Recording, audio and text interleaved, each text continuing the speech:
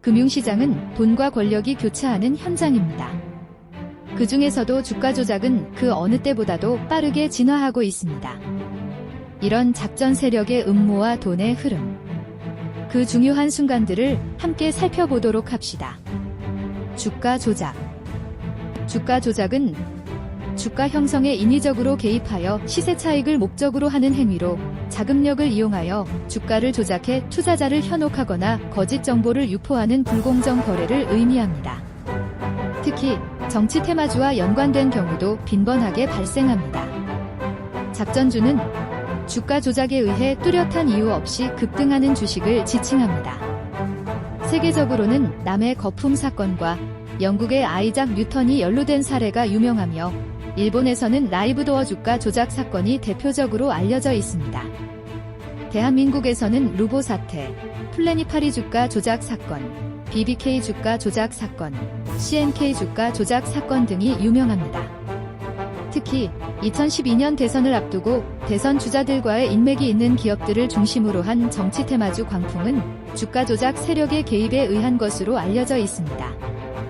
미국의 증권거래소법과 대한민국의 금융당국에서 주가 조작을 각각 정의하고 있는데 그 중에서 행위에 의한 주가 조작, 정보에 의한 주가 조작, 거래에 의한 주가 조작이 주요 유형으로 나뉩니다. 최근에는 미국에서 트레이딩 회사가 알고리즘 트레이딩을 통한 주가 조작이 적발되는 등 신종 주가 조작이 등장하고 있습니다. 주가 조작은 대부분 팀 단위로 이루어지며 이를 작전이라 칭하고 관련된 인물들을 작전 세력이라 지칭합니다. 이에 대한 효과적인 대응을 위해 불공정 거래에 대한 감시 체계를 강화하고 규제를 강화하는 등의 방안이 필요합니다. 주가 조작은 금융시장의 안정성을 위협하는 행위로 규제와 감시가 필요한 중요한 과제입니다. 불공정 거래에 대한 효과적인 대응을 통해 투명하고 공정한 금융시장을 구축하기 위한 노력이 더욱 필요합니다. 남해 거품 사건. 남해 거품은 1720년에 영국에서 발생한 거품 경제 현상으로 남해회사라는 주식회사가 노예를 파는 무역특권을 통해 주식시장을 과열시키고 금융부문으로 전환하면서 발생했습니다. 처음에는 남해회사가 남아메리카 무역을 전담하는 목적으로 설립되었지만 실제로는 영국 정부의 채무상환 문제를 해결하기 위해 만들어진 것이었습니다. 회사는 무리하게 주가를 높여서 팔았고 급속한 주가 상승과 함께 많은 사람들이 투자에 참여했습니다. 유명한 인물들도 투자에 참여했지만 이후 남해회사의 실적이 부진하자 주가가 급락하면서 많은 투자자들이 큰 손실을 입게 되었습니다. 정부는 거품방지법을 제정하여 무허가 주식회사를 단속하려 했지만 이것이 거짓이라는 소문이 돌면서 다시 주가가 하락했습니다. 결국 남해회사는 파산하고 정부 관료들 중 일부는 내부 정보를 이용하여 주식을 매도한 혐의로 처벌을 받았습니다. 이 사건으로 영국 경제는 일시적으로 타격을 입었지만 신대륙 개척과 신기술 발전 등의 요인으로 인해 회복되었습니다. 하지만 이 사건은 사회적 혼란과 경제적 손실을 일으켰으며 주식시장에 대한 신뢰를 훼손시켰습니다. 루보 주식 조작 사건. 루보는 2006년 작전 세력의 주가 조작으로 큰 파장을 일으킨 기업 중 하나였습니다. 초기에는 자동차 부품을 생산하는 소형 기업으로 시작했으며 2006년 3분기, 4분기에는 작은 중소기업으로 나타났습니다. 작전 세력은 루보 주식을 매수하기 시작하면서 주가가 1185원에서 2000원으로 상승했습니다. 제2유 그룹 부회장은 회원들을 모으고 주식을 매입하도록 유도했지만 공인인증서와 보안카드를 주지 않아 돈을 인출하거나 주식을 팔 수 없게 만들었습니다. 루보 주식은 계속 상승하며 6,600원에 이를 때 작전 세력은 차명계좌로 주식을 이전하면서 처분을 시작했습니다. 그 결과 주가는 25,000원까지 치솟고 거래량은 급증했습니다. 그러나 주가가 하락하는 조짐을 보이자 작전 세력은 차익 실현을 위해 주식을 처분하였고 검찰이 주가 조작을 발견하여 조직을 소환하고 주식 계좌를 동결했습니다. 결과적으로 주가는 급락하여 개인 투자자들은 큰 손실을 입었습니다. 검찰의 수사 결과에 따라 작전 세력은 다단계 사기 그룹으로 지목되었고 제2유 그룹은 해체되었습니다. 그러나 회사 자체는 경영 문제가 없어 존속했으며 2009년에는 주식회사 제다로 상호를 변경하고 2011년에는 다시 주식회사 루보로 돌아왔습니다. 이후 회사는 썬코어라는 사명을 변경하고 전기차 사업에 진출했지만 회장이 횡령 혐의로 구속되면서 주가는 하락하고 거래가 정지되어 결국 상장 폐지되었습니다. 2009년 개봉한 영화 작전기라는 영화가 있었죠. 이 영화에서 등장한 대사가 현실에서 주가 조작에 어떤 연관성을 가지고 있는지 알아보겠습니다. 이 작전이란 영화 대사에서는 저평가된 건설 회사 주식을 사들이고 유망한 벤처기업 소식을 퍼뜨려 건설사 주가를 끌어올리고 나서 개미 털기로 수익을 창출하는 전략을 언급하고 있습니다. 영화와 유사한 수법을 사용하는 주가 조작 세력으로 지목된 라더견의 경우 저평가된 기업을 골라 꾸준한 매수를 통해 수년 동안 주식을 보유하는 전략을 사용합니다. 투자자의 계좌를 이용하되 투자자가 본인의 돈으로 주식을 샀다는 점에서 주가 조작으로 간주되지 않는다는 주장을 펼칩니다. 라더견은 자신의 주장을 통해 적발을 회피하고 있습니다. 주가 조작을 피하기 위한 노하우로 증시에 저평가된 기업을 선택하고 시장에서 제대로 된 가치를 얻을 때까지 주식을 보유하는 전략을 사용합니다. 이는 전통적인 주식 투자의 원칙을 따르는 것으로 투자자들에게 절대 걸리지 않는다고 자부하고 있습니다. 라더견이 적발을 피하는데 어떤 전략을 사용했는지 살펴보겠습니다. 라더견의 독특한 점은 주가 조작을 저평가된 기업에 대한 일반적인 투자 전략으로 꾸준히 수행한다는 점입니다.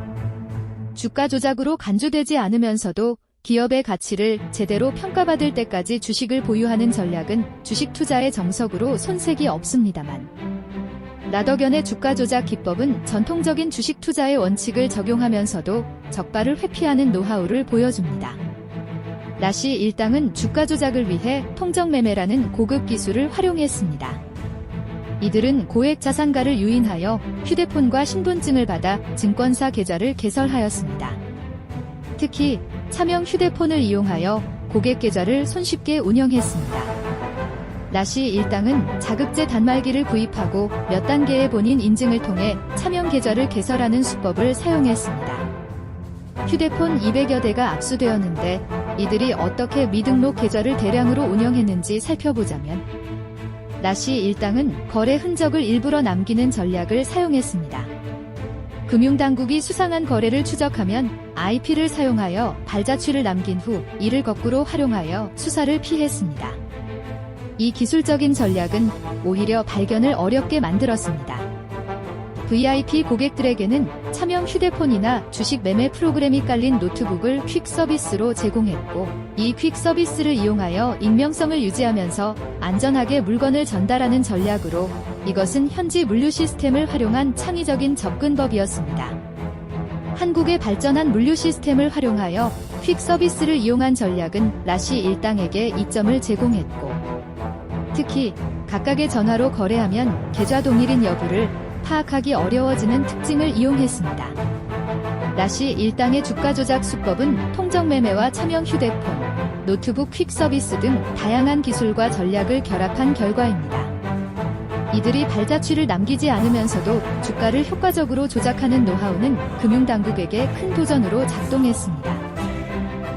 SG증권발 주가 폭락과 관련된 기업들의 특징. SG증권발 주가 폭락에 얽힌 기업들은 주식수가 적고 오너 일가의 승계 문제로 주가가 오르지 않았습니다.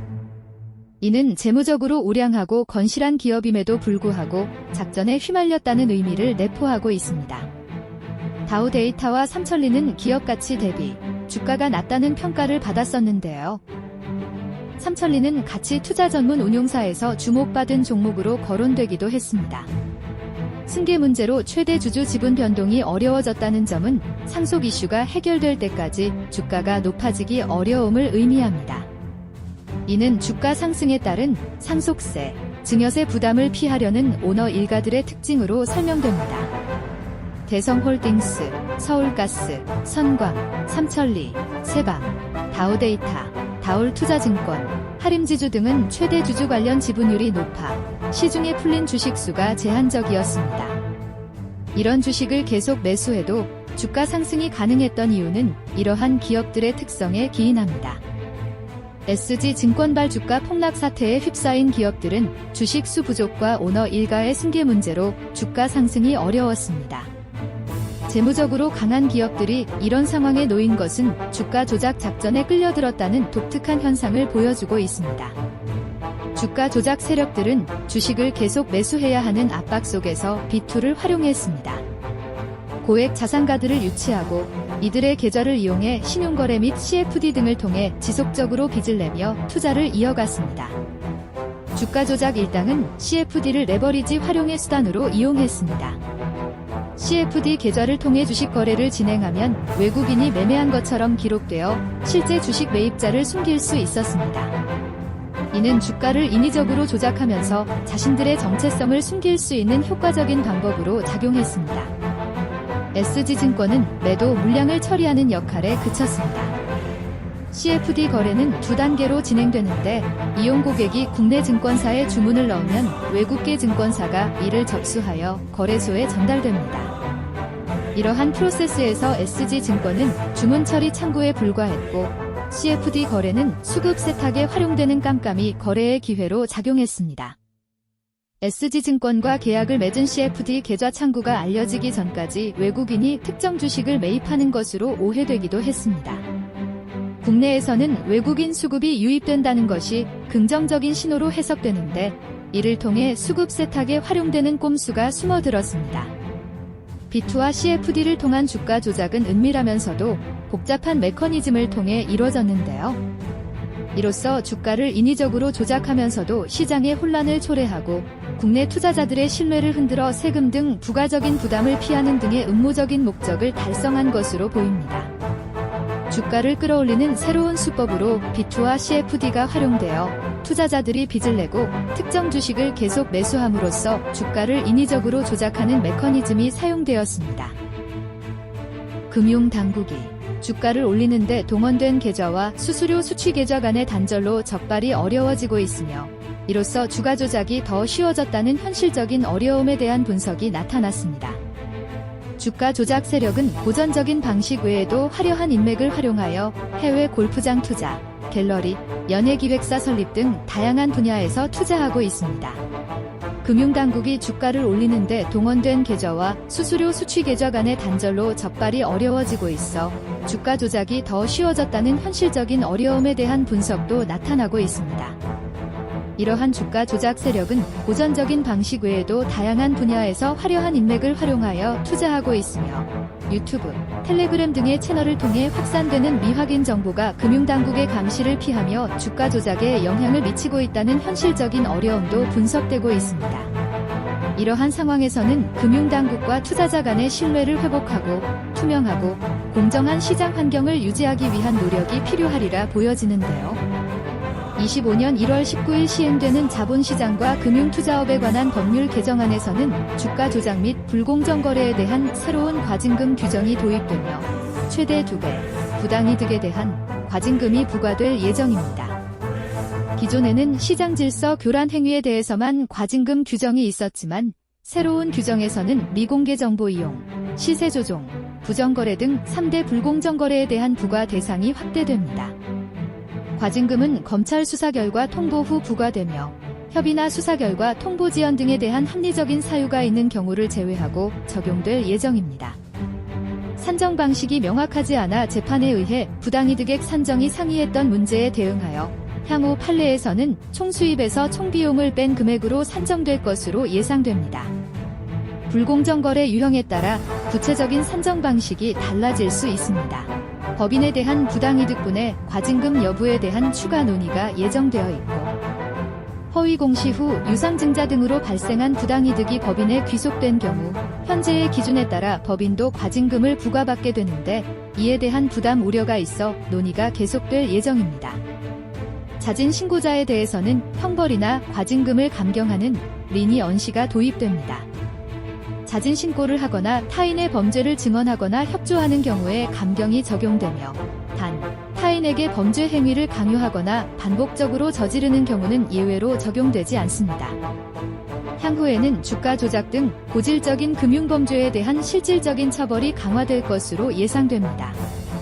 이전에는 형사처벌로 인해 입증이 어려워 집행유예나 무죄 판결이 나오는 경우가 있었으나 새로운 법 개정으로 인해 이에 대한 강력한 대응이 기대됩니다.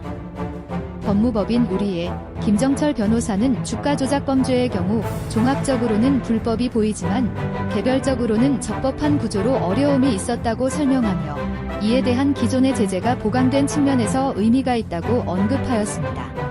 이로써 주가 조작 사례를 통해 우리는 기업을 신중하게 선택하고 시장 동향을 주의 깊게 봐야 하며 특히 저평가 기업에 대한 투자는 주의가 필요합니다. 주가 조작 세력이 이를 악용할 수 있기 때문에 투자 전에 신뢰할 수 있는 정보와 분석을 통해 기업의 실제 가치를 확인하는 것이 중요하고 익명성을 제공하는 서비스를 사용할 때에도 주의가 필요합니다. 우리는 기술적인 전략이나 서비스의 작동 원리를 충분히 이해하고 의심스러운 행위에 대해 경계해야 합니다. 여러분이 투자 전략을 세울 때에는 투명성과 논리적인 근거를 가지도록 하며 부적절한 행위로부터 멀리하도록 노력합시다. 안전한 투자로 건강한 투자자가 되기를 기대합니다. 감사합니다. 투자산타 채널의 구독과 알림 설정, 좋아요는 영상을 만드는데 큰 힘이 됩니다.